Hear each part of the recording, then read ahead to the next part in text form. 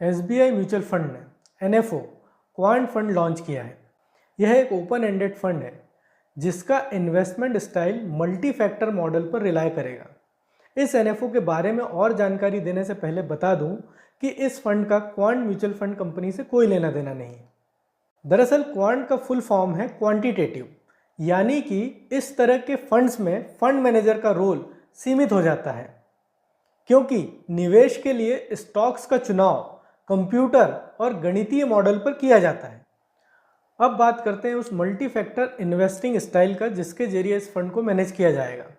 Quant fund के कुछ model होते हैं जिनके आधार पर इन्वेस्टमेंट स्ट्रेटेजी तय की जाती है। जैसे एक क्वांट फंड मोमेंटम वाले स्टॉक्स में इन्वेस्टमेंट को प्रेफरेंस दे सकता है, तो दूसरा ग्रोथ, क्वालिटी या वैल्यू को प्रायोरिटी पर रखकर स्टॉक सिलेक्शन कर सकता है। मोमेंटम फैक्टर यानी ऐसे स्टॉक्स जो तेजी में हैं उनमें इन्वेस्ट करो। P ratio, return on capital जैसे टेक्निकल एनालिसिस को साइड में रखकर। जबकि ग्रोथ फैक्टर उन स्टॉक्स को प्रायोरिटी देता है जिनकी अर्निंग फ्यूचर में बढ़ने की संभावना होती है। और क्वालिटी फैक्टर में उन शेयर्स का चुनाव किया जाता है जो कंसिस्टेंटली प्रॉफिटेबल बने हुए हैं और उनका रिटर्न ऑन इक्विटी बेहतर है। वहीं वैल्यू फैक्टर में निवेश की जाने वाली कंपनियों की एंटरप्राइज वैल्यू या ईवी देखी जाती है और उसके द्वारा दी जाने वाली डिविडेंड वैल्यू को प्राथमिकता दी जाती है।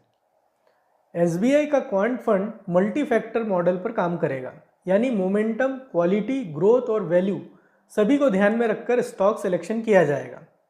ऐसा इसलिए क्योंकि एसबीआई फंड मैनेजमेंट टीम का मानना है कि अलग अलग पीरियड में ये चारों फैक्टर्स का परफॉर्मेंस अलग होता है। इसे हम एक एग्जाम्पल से समझेंगे। आप स्क्रीन पर देख सकते हैं कि साल 2011 में मोमेंटम फैक्टर ने सबसे अच्छा परफॉर्मेंस दिया है। उसके बाद क्वालिटी, ग्रोथ और वैल्यू रहे, जबकि ठीक अगले साल ग्रोथ फैक्टर नंबर 1 पर रहा, वैल्यू दूसरे पर, क्वालिटी तीसरे और 2011 का टॉप परफॉर्मर मोमेंटम लास्ट रहा। इसी तरह आने वाले सालों में इन सभी फैक्टर्स की रैंक बदलती रही। अब सवाल ये उठता है कि कौन सा फैक्टर किस साल अच्छा परफॉर्म करेगा, इसका पता कैसे करें। यहीं से काम शुरू होता है कंप्यूटर और मैथमेटिकल एनालिसिस का, जिसमें ह्यूमन इंटरवेंशन बिल्कुल नहीं है। एसबीआई क्वांट फंड की टोटल एसेट इन चारों फैक्टर्स में बराबर बराबर इन्वेस्ट की जाएगी, मतलब 25-25% सभी फैक्टर्स में। जब कभी भी इनके परसेंट में 15% प्लस या 15% माइनस के चेंजेस आएंगे, इन्हें फिर से रिसेट करके 25-25% कर दिया जाएगा। इसके अलावा स्टॉक का सिलेक्शन भी क्वांट मॉडल पर किया जाएगा, जो हर महीने रीबैलेंस किए जाएंगे। फैक्टर रीसेट करने का क्या फ़ायदा होगा, इसे आप स्क्रीन पर देख सकते हैं। यहाँ पहले कॉलम में जून 2013 से मार्च 2020 और दूसरे कॉलम में अप्रैल 2020 से लेकर अप्रैल 2024 तक का परफॉर्मेंस देख सकते हैं।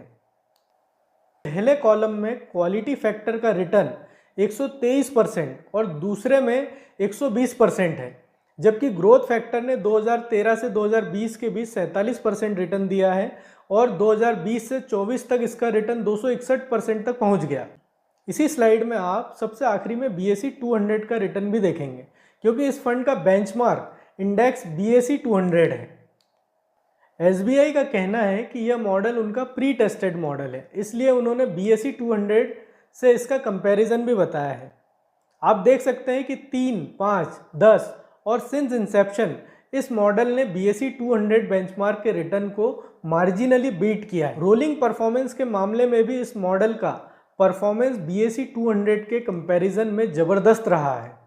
इस मॉडल ने फरवरी 2010 से लेकर अब तक कभी भी नेगेटिव रिटर्न नहीं दिए, जबकि लगभग 70% टाइम इसका रिटर्न 15% से ज़्यादा रहा है।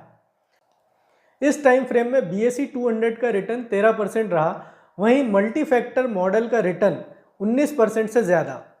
यह एनएफओ एक ओपन एंडेड स्कीम है जो 4 दिसंबर से 18 दिसंबर के बीच खुला है, जिसमें मिनिमम 1000 रुपये SIP और 5000 लमसम इन्वेस्टमेंट किया जा सकता है। Mutual fund investments are subject to market risks.